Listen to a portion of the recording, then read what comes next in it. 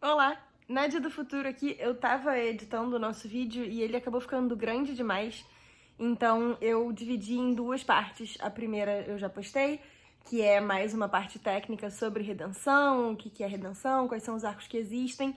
E agora, para essa segunda parte, eu vou responder as perguntas que vocês deixaram lá no Instagram do Experimento 237. E quando eu terminar de responder as perguntas, eu volto para falar com vocês. Até já!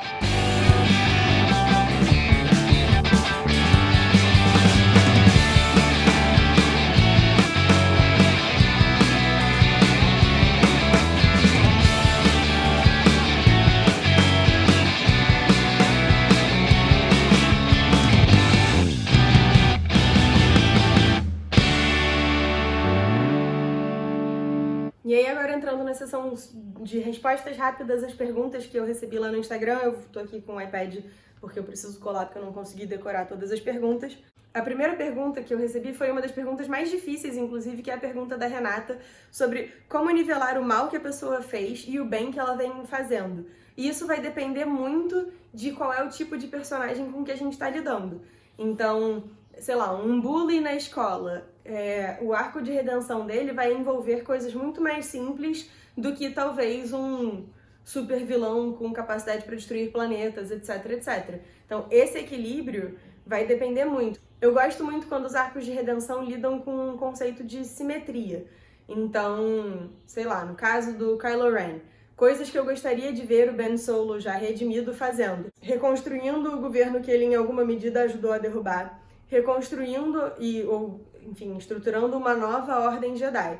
Por quê? Primeiro de tudo, porque ele está envolvido na derrubada das duas coisas. Segundo, porque essas coisas são coisas pelas quais, em alguma medida, o Han, a Leia e o Luke se sacrificaram. Assim, na minha visão, os três se sacrificaram pelo Ben.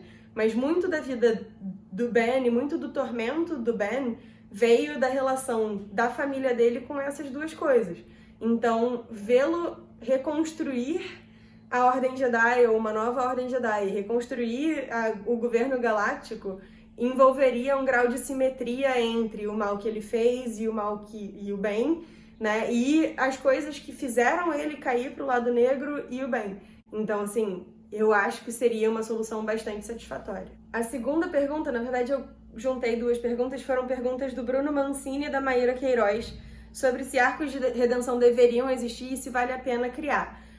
Isso vai depender muito da história que você queira contar. Se você queira, por exemplo, porque eu gosto muito da dinâmica, e um dos motivos pelos quais eu não gosto da redenção por morte, eu gosto muito das dinâmicas possíveis nos relacionamentos entre o vilão redimido e os heróis.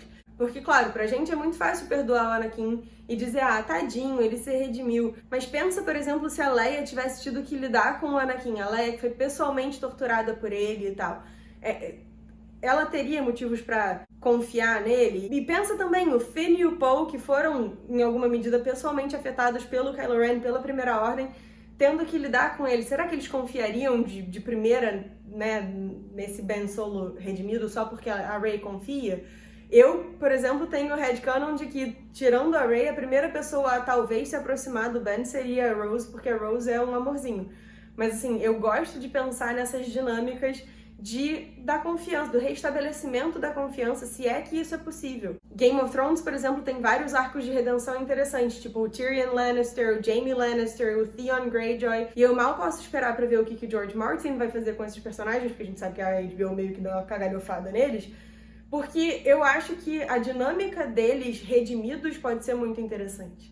O Daniel Maia perguntou qual é o limite para a redenção de um vilão e se apenas vilões podem se redimir. E eu disse lá no início do vídeo que não precisa ser vilão para se redimir. A gente pode ter arcos de redenção com heróis e anti-heróis e até anti-vilões. Agora, o limite, eu acho que existem meio que dois limites, assim. Existe um limite ético, moral, humano que é difícil de estabelecer, mas eu acho que é fácil a gente pensar que, por exemplo, um vilão que seja um pedófilo talvez não mereça redenção, ou pelo menos é um recado muito complicado, esse recado de tipo, você pode ser pedófilo que a gente vai te perdoar e tal.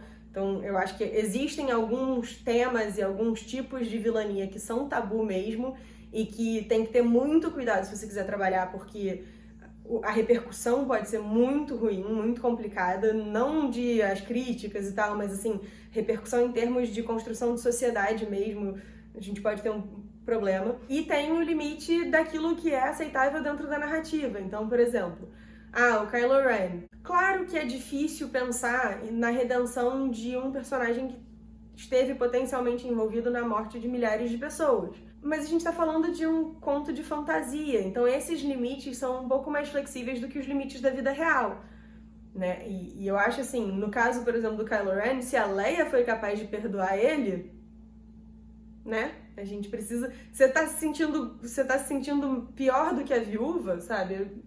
Enfim, é um pouco essa a linha do limite, mas claro, isso é uma coisa super difícil de controlar. O pessoal do Papo de Quadrinho disse, precisa ser vilão. Mas pra ter redenção, o vilão precisa morrer salvando os heróis? Não. Eu, inclusive, não disse lá em cima, eu não gosto muito de arcos de redenção por morte, porque é fácil, é preguiçoso, eu detesto, eu gosto muito mais dos vilões tendo que lidar com as consequências do que eles fizeram. Então, não precisa morrer salvando o herói. O Biel Buoso perguntou, você acha que é necessário para um bom final de vilão? E não! Existem muitos vilões que morrem vilões e a gente ama eles por isso mesmo. Por exemplo, tem um filme que eu sou apaixonada, eu gosto muito de filme de terror, eu gosto muito de filme de detetive também, apesar de eu frequentemente aqui só falar de Star Wars e Harry Potter e coisas do gênero, eu sou perdidamente apaixonada por filmes de terror e thrillers de detetive. E um dos meus favoritos é o Seven, e o vilão no Seven, eu não conseguiria redimir o vilão no Seven, eu acho que é um perfeito exemplo de um vilão que não precisa e nem merece redenção. A Luísa Waddington perguntou, você acha mais interessante quando é o inverso, quando alguém com essência boa é corrompido pra sempre? E sim, quer dizer, não é necessariamente que eu ache mais interessante, mas eu acho que é uma história muito interessante que não é assim tão explorada. Porque, por exemplo, se a gente parar pra pensar no caso do Anakin, quando ele cai, quando a gente tem a história dele caindo e sendo corrompido, a gente já sabe qual vai ser o final dele. Então a gente sabe que ele vai ver o erro nos caminhos e tal.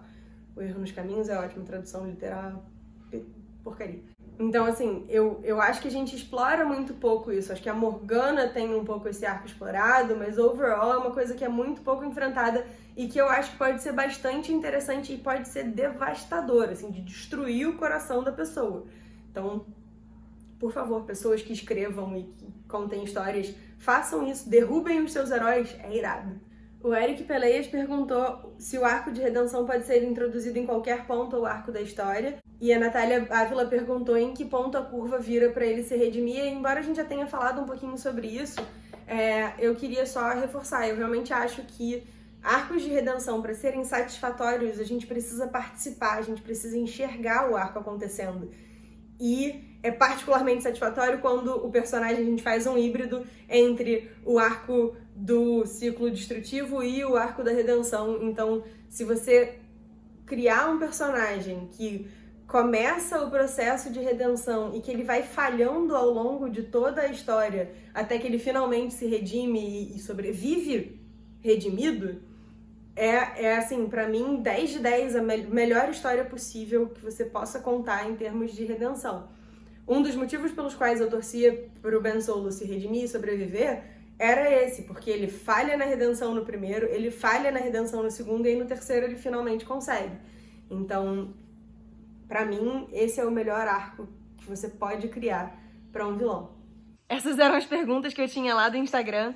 Se eu não tiver respondido a pergunta de vocês, por algum motivo tiver pulado e tal, não esquece de deixar aqui no comentário, ou se você tiver ficado com uma outra dúvida, uma outra pergunta, não esquece de deixar aqui nos comentários.